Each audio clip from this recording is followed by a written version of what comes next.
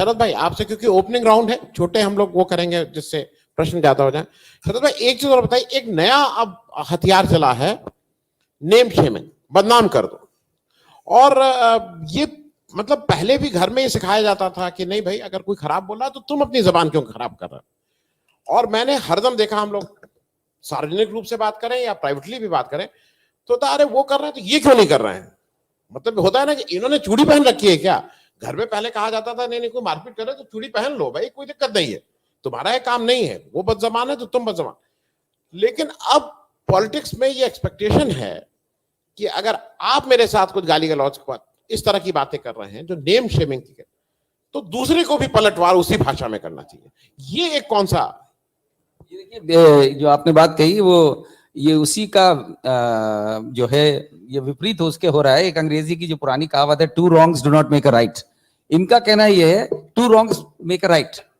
और ये जो है ये जो आइडियोलॉजी है, ये मुझे लगता है जो आज और जो आज चल रहा है, इसका सारा श्रेय जाता है द ग्रेट एडोल्फ हिटलर को। उसके बिल्कुल सही बात है, क्योंकि उसका जो है ग्रेट मैं इसलिए कह रहा हूं क्योंकि आज की डेट में जो लोग यहाँ चला रहे हैं सब कुछ और उनकी वजह से मीडिया भी कंट्रोल में रहता है, वो उन्हीं की फिलॉसफी को फॉलो करने वाले लोग हैं। If I am not wrong, professor Anand Kumar बहुत लर्नेड हैं, वो मैं अगर गलत बोल रहा हूं तो वो कह सकते, बता सकते हैं। मैंने तो जितना किया है वो हूबहू स्क्रिप्ट बाय स्क्रिप्ट उस आदमी को फॉलो करते हैं जिसने जो दुनिया में किया वो सदियों तक उसके लिए, आज उसका वो नाम कोई हिटलर नहीं रखता अपना, लेकिन फॉलो कर रहे हैं। और यही वजह है कि ये जो आपने कहा शेमिंग वाला, कि बम्बार्डमेंट वहां पे भी ये होता था। For every ill in Germany Jews were to be blamed. ये हिटलर और बड़ी सिस्टमैटिकली किया बम्बार्डमेंट, एक झूठ का बम्बार्डमेंट जिस तरह किया जाता है कि इस कदर बम्बार्डमेंट होता है कि आपको खुद अपनी बात पे शक होने लगता है, अपने सच पे आपको शक होने लगता है कि कहीं हम गलत तो नहीं सोच रहे हैं, शायद यही सही है। उसका ये एक स्टाइल है, एक तरीका है, एक पूरा फॉर्मूला है और एक स्ट्रैटेजी है जो उसमें की और कामयाबी मिली है। And nothing succeeds like success अभी तक। और वो इसलिए मिलती रही जो आलोक जोशी ने उस वक्त कहा था कि आप अपना माइंड, किसी को बंद करने की जरूरत नहीं है, आप सब देखिए, जरूरी है देखना। उसके बाद अपना अगर माइंड ओपन नहीं रखेंगे तो नहीं कुछ, फिर वही समझ में आएगा जो बम्बार्डमेंट कर रहे हैं। तो वो बम्बार्डमेंट करके आपको मजबूर करते हैं उस झूठ को, और वो जो आनंद जी पूछ रहे हैं उसको सच कन्वर्ट करने में। यही हिटलर ने किया और बखूबी किया। लोग ये मानने लगे 60 लाख ज्यूज मौत के घाट उतार दिए गए। आज की डेट में everything wrong, it's because of Muslims. मैं ब्लेटेंटली कहता हूं ये बात कि ये पूरा फॉर्मूला है, ये बनाया जा रहा है।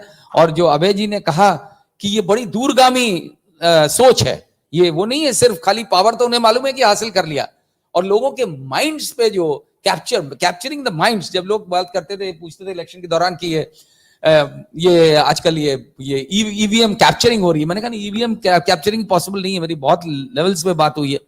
ये दिमाग कैप्चर हो रहा है, वहां लोग नहीं सोच रहे हैं। और उस दिमाग को हम कैप्चर करने को अलाउ करते हैं किसी को तब जब हम अपना दिमाग में ताला लगा लेते हैं। तो जरूरी ये है, लोगों को समझाने की जरूरत है। और ये हमारा इस प्लेटफॉर्म, जिसे मैं इंडिपेंडेंट, मैं एम्फसाइज करता हूं इंडिपेंडेंट डिजिटल मीडिया पे, कि this is what we are trying to do. जितने भी वे में कर रहे हैं, और ये बात बड़ी सही कही किसने कहा था कि ये एक बड़ी भारी गलतफहमी है कि टीवी चैनल्स जो हैं उनका बहुत बड़ा पैनोरामा है और बहुत ज्यादा तमाम टीवी चैनल्स हैं जो जिनके शोज 10-10 हजार नहीं देखे जाते हैं। चल रहे हैं, किस पे चल रहे हैं? सरकार की मेहरबानी से चलते हैं।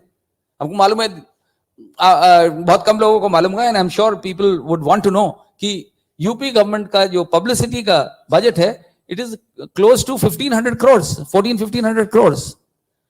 और आप सोचिए 1400-1500 करोड़ का मतलब हुआ कि अबाउट 3 करोड़ अ डे। अगर आप 3 करोड़ अ डे करके बम्बार्ड करेंगे तो आदमी वही तो पड़ेगा, सारे अखबार में वही आता है, सारे टीवी चैनल्स में ही आता है। इसीलिए तो लगता है, अभी एक थोड़े दिन पहले, मैं ये ऑफ द ट्रैक पर ब्रीफली बता रहा हूं कि अमेरिकन एम्बेसी जैसे आते हैं, एम्बेसी के ऑफिशियल्स आते हैं तो मीडिया वालों से इंटरेक्ट करते हैं, तो हाल में आए थे अमेरिकन एम्बेसी के, तो बोलने लगे कि पहले इधर उधर की, मैंने कहा what is your perception? It looks very very good, very रोजी पिक्चर, बहुत अच्छा, यूपी इज ट्रांसफॉर्मिंग। तो मैंने उनको बताया, मैंने कहा सिर्फ इतना बताया उनको, जैसे ही उनको बताया कि 1500 करोड़ लॉस, बोले कि we don't spend this kind of money in US. कि मतलब आपको एक झूठ को लोगों को सच में कन्वर्ट करना हो, आप ये यूज कर लीजिए। आपने देखा है अभी हाल में किस कदर यहाँ पे सड़क पे गोली चलती है, बम चलता है, सब कुछ। उसके बाद अभी इलेक्शन में पूरा जोर इस पे है कि यूपी में पहले जो है सिर्फ कट्टे और पिस्तौल चलते थे, बम फेंके जाते थे, और आज देखिए रामराज आ गया। इससे बढ़िया रामराज क्या होगा? अब जब उसको काउंटर नहीं किया जा रहा है, एनसीआरबी की रिपोर्ट कहती है कि यूपी में there is a rape, according की जो फिगर्स हैं 2021 में, there is a rape every 6 hours, there is a rape in UP. Chief minister बोलता है कि यूपी में महिला की सुरक्षा जो है अभूतपूर्व है, अनपैरेलल्ड है, देश में कहीं नहीं। हमने तो कहा कई चैनल्स में कि हाँ साहब कहीं नहीं है, कहीं पे भी 6 घंटे पर शरद भाई रात में 12 बजे सारे गहने पहन के आप घूम सकते हैं। हाँ हाँ, ये भी, ये तो उसमें कई बार बोलना पड़ता है कि पता नहीं शायद किसी और देश की बात कर रहे हैं। यहां तो मैंने कभी कहीं देखा नहीं कि 12 बजे रात को आप गहने पहन के घूम लीजिए। बहरहाल coming back to the point, सारी समस्या इसी बात की है, और इसीलिए डिजिटल इंडिपेंडेंट डिजिटल मीडिया की बड़ी सख्त जरूरत है इस कैंपेन को काउंटर करने के लिए। और ये वही लोग कामयाब, और इसमें सबसे बड़ी देखिए बड़ी बात यह है कि in most of the, I think ज्यादातर जो इंडिपेंडेंट डिजिटल मीडिया है वो किसी से बैकअप नहीं है, किसी धन पशु से बैकिंग नहीं है, अपने आप चला रहे हैं। वही इसकी खूबी है, क्योंकि उसमें आपको कोई अडानी का इन्फ्लुएंस नहीं पड़ सकता है, किसी अंबानी का इन्फ्लुएंस नहीं पड़ सकता है, और उसकी व्यूअरशिप बढ़ रही है। मैं तो खुद ताज्जुब करता हूं। हाल में एक वायर का शो, मेरा शो, मुझे तो I couldn't believe it, 9.5 lakh views हो गए अभी लास्ट वीक। तो मैंने कहा भाई ये कैसे, कितना इतना चला गया? लोग देख रहे, इंक्रीज हो रहा है, एक लाख हो जाना not a problem at all. मतलब और तो मैं तो बहुत न्यू हूं इस मीडियम पे, डिफरेंट उसमें रहा हूं, हर एक तरीके के जर्नलिज्म में रहा हूं, जितने भी मीडियम्स आए हैं यहाँ 45 साल में। तो वो देखा, टेक्नोलॉजी में तो बड़ा ग्रोथ हुई, लेकिन क्वालिटी में गिरावट आ गई। वो सिर्फ इस वजह से क्योंकि हम बड़ी आसानी से, हमारा माइंड तो बड़ा फ्यूडल है, हमें आदत है चरण छूने की, हमें आदत है जो बड़ा आदमी जो बोले उस पर यकीन करना है, सवाल नहीं पूछना है। जो अभय जी ने कहा सबसे बड़ी चीज है जर्नलिज्म, और उसी का ये विरोध करते हैं कि सवाल नहीं पूछिए, आप फॉलो करिए। सिर्फ उसमें ये उस तरीके की रजीम का कंसीव कर रहे हैं। ये मैं सबको कहूंगा, मैंने इत्तेफाक से देख लिया था, नेटफ्लिक्स पे एक सीरियल है, उसका नाम है लैला। ये हुमरा कुरैशी उसमें मेन एक्ट्रेस है, बाकी लेसर नोन एक्टर्स हैं। उसमें जो दिखाया है वो पता नहीं, अगर नेटफ्लिक्स पे नहीं होती तो शायद बैन हो जाती, क्योंकि उसमें जो दिखाया है लीडर, उसमें कंट्री का कोई प्रेसिडेंट दिखलाया है करके, वो जो कल्ट उसमें दिखाया जिस तरीके का, उसमें inter religion marriages, inter caste marriages, इस सब पे कंप्लीट बैन है, और किस तरीके से रेजिमेंटेड सोसाइटी बनाई है। और वो हूबहू उसी, मुझे लगता है वही जो आप कह रहे थे, उसी को कंसीव किया हुआ है कि इसी तरीके का बने। तो इसलिए बस मैं कंक्लूड करना चाहूंगा, बहुत ज्यादा टाइम ले लिया मैंने, कि जरूरी इस बात के लिए है कि, और ये हमें मैसेज स्प्रेड करना चाहिए लोगों में कि आप डिजिटल मीडिया, इसलिए नहीं कि आप डिजिटल मीडिया में आपको दोनों पॉइंट ऑफ व्यू मिलेंगे। हमारे शो में अगर अशोक वांगडे रहते हैं, अभय दुबे जी रहते हैं, तो ये रहते हैं, आनंद वर्धन रहते हैं, तो साथ में बीजेपी वाला भी एक रहता है जो अपनी गाता उसको गिव हिम फुल अपॉर्चुनिटी, और चिल्ला चिल्ली नहीं करने देते हैं, बोलने देते हैं। और उनको आप अपने, और कई बार मैंने देखा है, आपने भी देखा होगा, यही लोग जो बिल्कुल हार्डकोर राइट विंग वाले हैं, वो आपसे प्रोग्राम के बाद कहते हैं नहीं वैसे आप बात तो ठीक कर रहे थे, लेकिन अब हमारी मजबूरी है, हमें तो ड्यूटी करनी। बहुत बहुत धन्यवाद। कर रहे हैं, आप कुछ ऐड कर रहे हैं? हाँ, मैं इसमें ये भी ऐड करना चाहूंगा कि कई दफे क्या होता है इंडिपेंडेंट मीडिया में, क्योंकि रियल सेंस में हम लोग तो यही कोशिश करते हैं, जितने लोग यहाँ बैठे हुए हैं, कि सही माने में ही इंडिपेंडेंट रहे, without any prejudices and favours. उसमें कई दफे लोग जो हैं, देखने वाले जो अनजान लोग हैं, दूर दूर में खास तौर से बैठे हुए, वो फोन कर करके पूछते हैं कि आप लोग इस तरह से बोलते हैं, आपको डर नहीं लगता? आप उत्तर प्रदेश में हैं, वहां तो मार दिए जाते लोग, बहुत दफे होता है, आपके पास भी आता होगा फोन। तो उनको जो है मेरा एक ही जवाब होता है, वही मैं बताना चाह रहा हूँ कि, और ये फिजिकली भी मुझसे अभी 4 दिन पहले किसी ने पूछा कि एक चीज आपसे पूछेंगे, दिल्ली में मुझसे किसी ने पूछा कि जो है आप इस तरह हम आपका प्रोग्राम देखते हैं और आपको डर नहीं लगता? तो मैंने कहा ऐसा है, मैं हंस के कहा, मैंने कहा वो डर और लालच दो चीज, जब हम पत्रकारिता में आए थे उससे पहले से मैंने ये मुझे सिखाया गया था कि डर और लालच, भय और लालच, दो चीज से दूर रहना, तभी पत्रकारिता कर पाओगे, नहीं तो दुकान खोल लो पान की। तो ये जो है, ये जब मैंने बोला तो वो मुझसे बोले it is easier said than done. वो मेरे को जानते नहीं थे, मैं उनको नहीं जानता था। तो मैंने कहा साहब नहीं, हम आपको रियलिटी बता रहे हैं, उसका सिंपल। बोलेंगे नहीं नहीं नहीं, यूपी में तो लोग मार दिए जाते हैं, तो आप लोग। मैंने कहा देखिए, इंडिपेंडेंट मीडिया का यही फर्क है, हमें किसी से कुछ, हमें किसी चीज का डर होना ही नहीं चाहिए। हमें उसका डर, और डरना है उन लोगों से इसलिए नहीं डरते हैं जिनके बारे में हम बोलते हैं, क्योंकि हमें मौत से डर नहीं लगता, क्योंकि death is the only thing which is certain in life. दुनिया में कोई चीज सर्टन नहीं है सिवाय मौत के। तो जब आप मौत से मत डरिए तो किसी चीज से डर नहीं लगता। फिर आपको सच बोलने में, और सच में बड़ी ताकत होती है। मैंने देखा बड़े बड़े लोग, बड़े बड़े पॉलिटिशियंस, बड़े बड़े क्रिमिनल्स, गैंगस्टर्स, उनके अड्डे में जाकर के इंटरव्यू करने में सच, उनकी कमजोरी के बारे में सच बोला, उनके समझ में नहीं आता वो कैसे हैंडल करे। क्योंकि एक चीज है अभी भी पत्रकारिता में कि वो अगला आपको मारने से पहले 50 बार सोचता है कि इसको कैसे मारूं, कितना बड़ा दुश्मन हो उसका आप। लेकिन सच बोलने की ताकत बहुत जरूरी है। प्रॉब्लम ये होती है कि हम main stream media, Pandey ji, सबसे बड़ी समस्या है मेन स्ट्रीम मीडिया की, वो सोचने लगता है कि अगर मैं ये सवाल, तो पीछे से मैंने देखा कई बार, मुझे लोग पीछे से करते हैं, भाई साहब ये भी पूछ लीजिए। मैंने कहा कि तुम्हारे मुंह में वो ताला लगा हुआ है, क्योंकि वो बोलेंगे कि नहीं नहीं वो हमारा मालिक नाराज हो जाएगा अगर हमने सवाल। मैंने कहा तुम्हारा मालिक सवाल पूछने के लिए नाराज नहीं होगा, तुम्हें लिखने नहीं देगा वो अलग बात है, लेकिन अगर पत्रकारिता करनी तो कम से कम सवाल पूछो। तो एक तो दिमाग में सवाल आना चाहिए। मेरा तो बेसिक कॉन्सेप्ट है कि फॉर अ जर्नलिस्ट, अगर माइंड में क्वेश्चनिंग माइंड नहीं है, क्यों भाई जी, तो पत्रकार, और दूसरा सवाल पूछने की क्षमता, दैट्स ऑल। तो तभी इंडिपेंडेंट मीडिया हो सकता है। हाँ माइक नहीं, मैंने नहीं कहा, नहीं, क्या कर दिया गया? आपने कहा कि जो सवाल करता है और हम डरते नहीं हैं। नहीं, सवाल करता हूं, मार दिया जाता है, मैंने नहीं अभी कहा। आपने कहा, हाँ। अभी आपने कहा। नहीं, मेरा गलत एक सुन सवाल है हाँ। कि मैं ये जानना चाहता हूं कि हम लोग जैसे, क्योंकि हम कुछ सारे गलत लोग, सुन लिया। मुझे लगता है जितने लोग हैं सब मीडिया से रिलेटेड हैं, और जो फ्रंट लाइन मीडिया है उसमें काम करके ही डिजिटल में गया है कोई व्यक्ति। बहुत कम लोग ऐसे हैं जो डिजिटल डायरेक्ट शुरू किए हैं। हाँ, जितने भी लोग होंगे वो सारे लोग फ्रंट लाइन मीडिया में पहले वर्क किए, उसके बाद डिजिटल शुरू किए। तो क्या, मैं पहला जो सवाल है कि क्या उत्तर प्रदेश में कौन मार दिया जा रहा है, कौन पत्रकार मार दिया गया? सवाल पूछने पहली चीज तो मैंने कहा नहीं, आपने गलत सुन लिया। मैंने नहीं कहा, बिल्कुल नहीं कहा, आपने गलत सुना है। और कोई नहीं, अरे भैया नहीं बोला, मैंने बोला ही नहीं कि मार दिया जाता है। मैंने बोला ये लोग कहते हैं कि आपके यहाँ यूपी में लोग मार दिए जाते हैं, आप कैसे बोल लेते हैं। ये कहा कि किसी ने पूछा मुझसे, मैंने नहीं कहा कि मार दिए जाते हैं। नहीं, मैं ऐसा परसेप्शन हम लोग ड्रॉ कर रहे हैं। नहीं, तो आपने गलत सुन लिया, आपने शायद ध्यान नहीं दिया कि मैंने कहा कि किसी ने मुझसे ये पूछा, उसको आप ट्विस्ट ना करें, समझने की कोशिश कर रहा हूं। ये कोई डिबेट नहीं चल रही है। नहीं, ट्विस्ट की बात नहीं है। अब उसको आपने मिसइंटरप्रेट कर लिया। एक सेकंड, अगर मैंने गलत बोला तो मेरी गलती है शरद भाई, लेकिन आपने गलत समझा तो आपकी गलती। अगर आपका कोई प्रश्न है तो वो पूछ लीजिए। ओपिनियन सबके अलग अलग हो सकते हैं, मतलब ओपिनियन कैन बी डिफरेंट।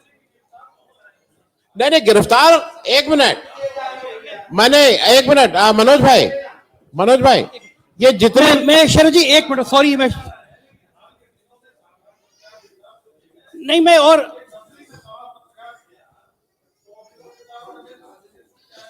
शरद जी जो नहीं, मैं बिल्कुल उत्तर प्रदेश में जो शरद जी, भाई एक मिनट, मनोज जी, संजय जी, बस एक सेकंड।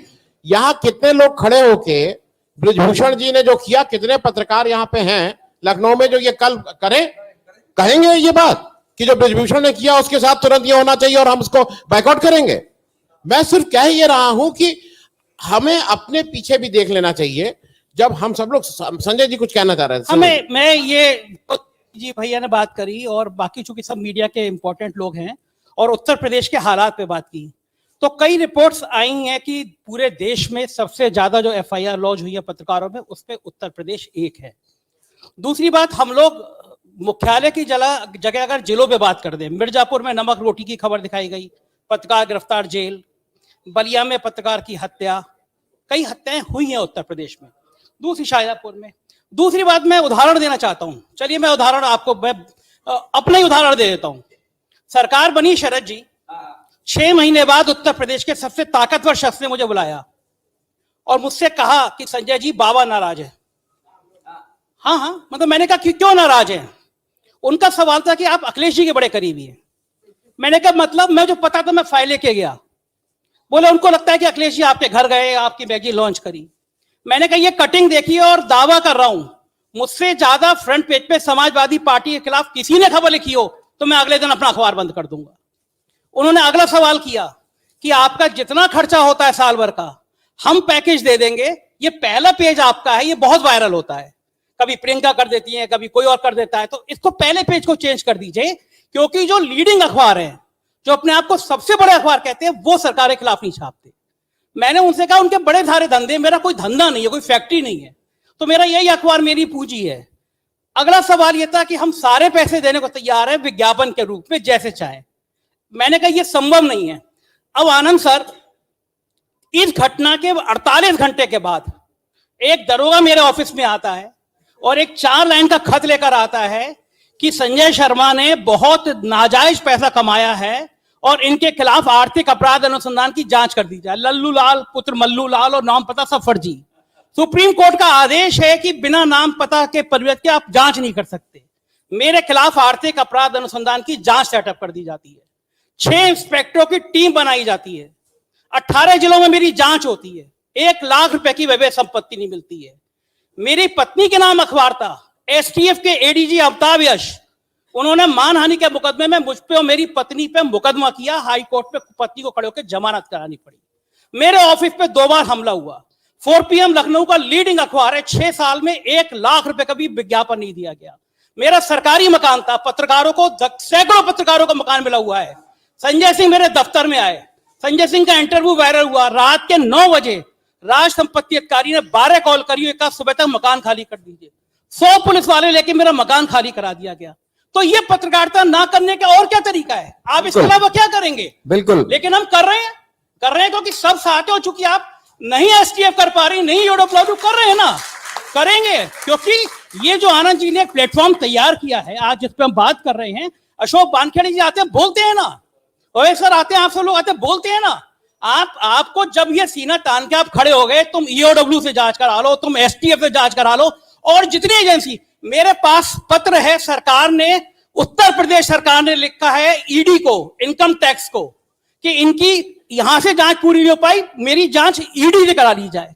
तो मतलब मैं I am the only person, पत्रकार ऐसा कि जो एसटीएफ है, जो ईओडब्ल्यू है, जिसके लिए ईडी को लिखा गया है। जैसे मैं दाऊद इब्राहिम का रिश्तेदार हूं, तब भी चल रहा है ना, 6 साल से आराम से चल रहा है और दिनों दिन बढ़ रहा है सबकी कृपा से, क्योंकि लोगों को पता है कि आपकी पहचान क्या है, आपकी निष्ठा क्या है।